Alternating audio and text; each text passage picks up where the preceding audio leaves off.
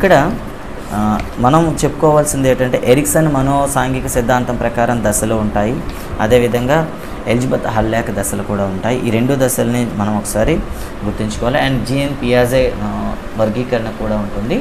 Okay, వాటి గురించి అయితే మనం చెప్పుకుందాం. ఓకేనా, ఫస్ట్ వన్ చూద్దాం.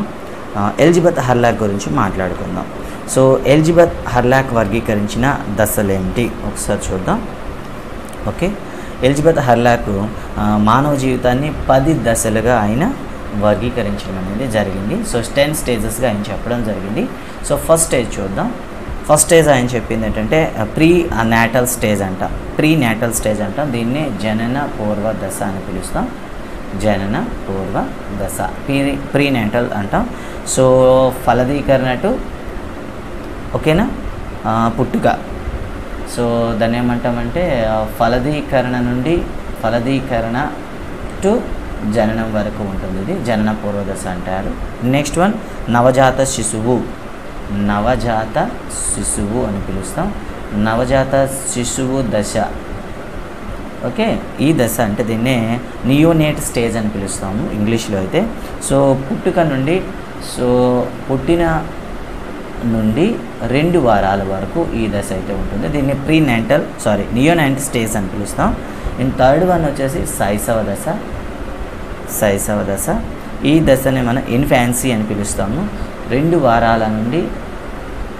వారాల నుండి ఓకే 2 సంవత్సరాల వరకు. సో ఈ దశలో వచ్చేటటువంటి మార్పులు ఎలా ఉంటాయి దాని గురించి మనం మాట్లాడుకోవాలి. వాటి గురించి మళ్ళీ మాట్లాడుకుందాం. So next one fourth stage చూద్దాం.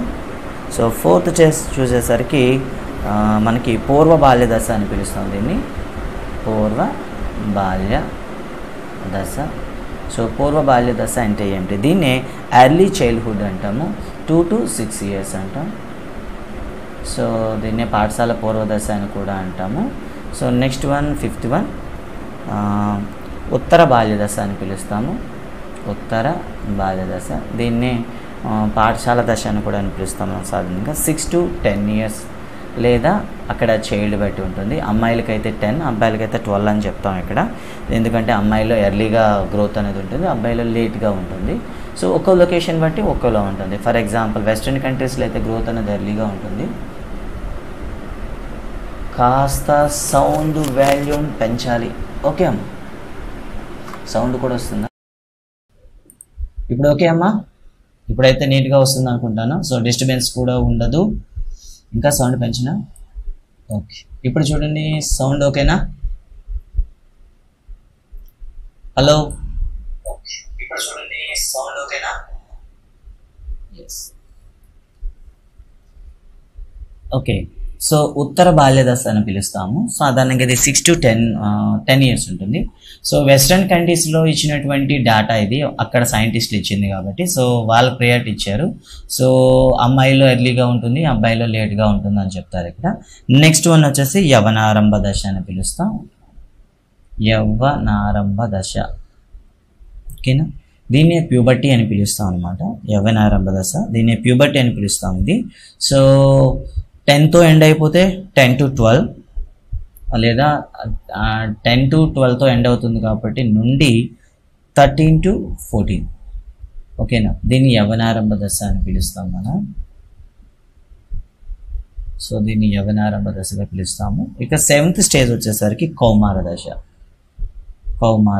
సో ఇక్కడ ప్రతిదీ కూడా మనం ఈ దశలు వర్గీకరించేటప్పుడే ఏం చెప్తామంటే ప్రతి దశలో కూడా శారీరక మార్పులు, మానసిక మార్పులు ఏ విధంగా వస్తాయనేది ప్రతిదీ మనం మాట్లాడుకుంటాం. సో తర్వాత వచ్చేది వయోజన దశ అని చెప్తాము. వయోజన దశ అనేది మనకి 18 to స్టార్ట్ అవుతుంది, 40 to up to 40 వరకు కంటిన్యూ అవుతుంది. 9th వన్ వచ్చేసి మధ్య వయస్సు. సో మధ్య వయస్సు అనేసరికి మనకి మిడిల్ ఏజ్ అని పిలుస్తాం. దీన్ని 40 to 60 ఉంటుంది. అండ్ లాస్ట్ వన్ వృద్ధాప్యము అని పిలుస్తాము. సో వృద్ధాప్యం అనేసరికి మనకి 60 to end అనమాట. 60 to end అని చెప్తాం. సో ఇది మనకు ఉండేటటువంటి ఎలిజబెత్ హల్లాక్ ఇచ్చినటువంటి వర్గీకరణ దశలు అనమాట. సో ఈ వర్గీకరణ దశల్లో ఏం జరుగుతుంది, ఒక్కొక్క కాన్సెప్ట్ గురించి అయితే మనం మాట్లాడుకోవాలి. ఓకేనా, ఇవి మనకు ఉండేటటువంటి వర్గీకరణలు. సో ఎలిజబెత్ హర్లాక్ ఇచ్చినటువంటి ఒక్కొక్క దశల గురించి మనం మాట్లాడదాం. సో ఫస్ట్ వన్ జనన పూర్వ దశ. జనన పూర్వ దశ ఆల్రెడీ మనం దీని గురించి అయితే మొత్తం 3 స్టేజెస్ ఉంటాయని అయితే మనం చెప్పేసుకున్నాం. ఇక రెండవ దశ నవజాత శిశువు. సో ఈ నవజాత శిశువులో వచ్చేటటువంటి మార్పులు ఏ విధంగా ఉంటాయి? సో నవజాత శిశువులో వచ్చేటటువంటి మార్పులు ఏ విధంగా ఉంటాయి, అసలు శిశువు ఏ విధంగా చేసుకుంటాడు? సో నవజాత శిశువు అనేది మనం ఇప్పుడే చెప్పాం. సో బై బర్త్ నుండి 2 వీక్స్ వరకు ఉంటుంది, 2 వారాల వరకు ఉంటుంది ఇది. అంతేకాకుండా ఇక్కడ కొన్ని ఫస్ట్ క్వశ్చన్ ఏంటంటే నవజాత శిశువులో వచ్చినటువంటి లేదా మానవుడి జీవితంలో వచ్చేటటువంటి మొట్టమొదటి మార్పు ఏది అంటే దాన్నే ఏమని పిలుస్తాం? పరిసరాల సర్దుబాటు. పరిసరాల సర్దుబాటు. సో ఇక్కడ నవజాత శిశువులో వచ్చేటటువంటి మొట్టమొదటి మార్పు ఏంటంటే సర్దుబాటు అనేది రావడం జరుగుతుంది. సో ఇక్కడ సర్దుబాటు పైన కూడా మనకి క్వశ్చన్స్ అడుగుతారు అనమాట. ఏంటంటే నవజాత శిశువు చేసుకునే మొట్టమొదటి సర్దుబాటు ఏమిటి అంటే శీతోష్ణ స్థితి. శీతోష్ణ స్థితి. అప్పటి వరకు తల్లి గర్భంలో ఉండేటటువంటి శీతోష్ణ స్థితి నుండి వెలుపలకు వచ్చిన తర్వాత ఒక కొత్త వాతావరణం రావడం జరుగుతుంది. ఫస్ట్ అడ్జస్ట్మెంట్ ఏదంటే విత్ అట్మాస్ఫియర్ అని చెప్తాం. తర్వాత శ్వాసించడం. సో బయటకు వచ్చిన వెంటనే అట్మాస్ఫియర్తో అడ్జస్ట్ అవ్వాలి. తర్వాత ఏం చేయాలి? ఇక రెస్పిరేషన్ అనేది స్టార్ట్ చేస్తాము. రెండోది శ్వాస. ఇక తర్వాత ఫుడ్ అంటాం, ఆహారం. సో ఆహారం. ఇక తర్వాత దాన్ని ఏమంటాం? విసర్జన అని పిలుస్తాం. ఓకేనా, విసర్జన, మలమూత్ర విసర్జన అని చెప్తాం. అప్పటి వరకు తల్లి గర్భంలో తల్లి అన్ని చేసేది, ఇప్పుడు వీడు స్వతహాగా చేసుకోవాలన్నమాట. ఓకే, సో ఈ విధంగా స్వతంత్రంగా జన్మించిన శిశువులో వచ్చేటటువంటి సర్దుబాటులు వరుస క్రమం: శీతోష్ణ స్థితి, శ్వాస, ఆహారము, విసర్జన. ఇలా ఒక దశ తర్వాత ఒకటి చేయడం అనేది జరుగుతుంది. ఓకే, ఈ దశలో పెరుగుదల కంటే ఎక్కువగా దేనికి ప్రాధాన్యత ఉంటుందంటే పెరుగుదల కంటే అధిక ప్రాధాన్యత సర్దుబాటుకి ఇవ్వడం జరుగుతుంది. సో అడ్జస్ట్మెంట్కి ఎక్కువ ప్రయారిటీ అనేది ఇక్కడ ఇవ్వడం అనేది జరుగుతుంది. ఎలిజబెత్ హర్లాక్ చెప్పిన ప్రకారం ఏంటంటే అబ్బాయిల కంటే అమ్మాయిల్లో ఈ సర్దుబాటు అనేది ఎక్కువగా ఉంటుంది. సో మగ శిశువులతో పోల్చుకుంటే ఆడ శిశువుల్లోనే ఎక్కువగా ఈ సర్దుబాటు ఎక్కువగా ఉంటుంది. అండ్ ఈ దశలో మొదటి పరిణామం ఏమిటి? ఈ దశ చివర నవజాత శిశువు అంత్యంకి వచ్చేసరికి ఏమైనా మార్పు గమనిస్తామా? శిశువులు అంటే గమనిస్తాం. అదే బరువును కోల్పోవడం అనేది జరుగుతుంది. బరువును కోల్పోవడం అనేది మొదటి మార్పుగా చెప్తాము. ఈ దశలో మొదటి భాషా రూపం ఏమిటంటే తన అవసరాలను ఏడుపు ద్వారా బయటకి చెప్పడం అన్నమాట. ఏడుపు, భాషా మార్పు ఏడుపు, శారీరక మార్పు బరువును కోల్పోవడం, అడ్జస్ట్మెంట్ శీతోష్ణ స్థితి, ఇలా మనం చెప్తాం అనమాట. ఇవి నవజాత శిశువులు వచ్చేటటువంటి మార్పులు.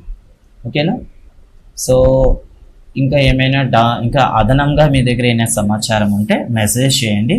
సో మ్యాక్సిమం నేనైతే ఇటు బిఎడ్ ఇటు డిఎడ్ రెండు కూడా పక్కన పెట్టి తయారు చేయడం జరిగింది. సో మీకు ఏదైనా ఇంకా ఇవి కాకుండా ఇంకేమైనా ఎక్స్ట్రా మీ దగ్గర ఏమైనా ఉంటే ఓకే మీరైతే చెప్తారు. సో గైస్, ఇవి మనకు ఉండేటటువంటివి. సో అంతేకాదు, జన్మించిన తర్వాత తన శారీరకంగా జరిగేటటువంటి శరీరంలో ఉండేటటువంటి అన్ని చర్యలు అంటే శ్వాసక్రియ కావచ్చు, జీర్ణక్రియ కావచ్చు, రక్త ప్రసరణ వ్యవస్థ కావచ్చు, అన్నీ కూడా స్వతహాగా చేయడం అనేది జరుగుతుంది. ఇది నవజాత శిశువులో వచ్చేటటువంటి మార్పులు. ఓకే.